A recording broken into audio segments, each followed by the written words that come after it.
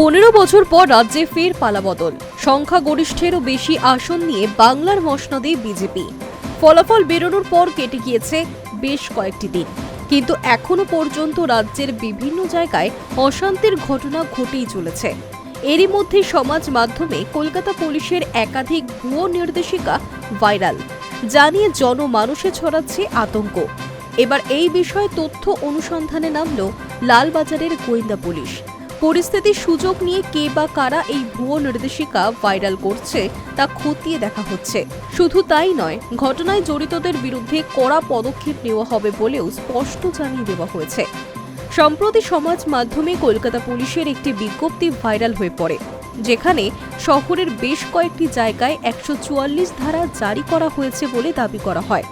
শুধু তাই নয়, অন্য একটি বিজ্ঞপ্তিতে আরও বেশ কয়েকটি জায়গার কথা তুলে বিজ্ঞপ্তি ভাইরাল করা হয়েছে, আর তা নজরে আসতেই পদক্ষেপ করে কলকাতা পুলিশ।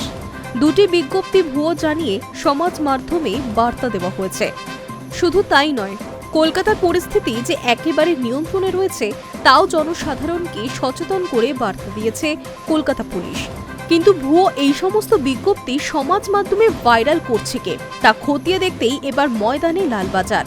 পুলিশ শীর্ষ আধিকারিকেরা মনে করছেন, পরপর কলকাতা পুলিশের ভুয়ো নির্দেশিকা বের করে সাধারণ মানুষকে বিভ্রান্ত করার চেষ্টা হচ্ছে।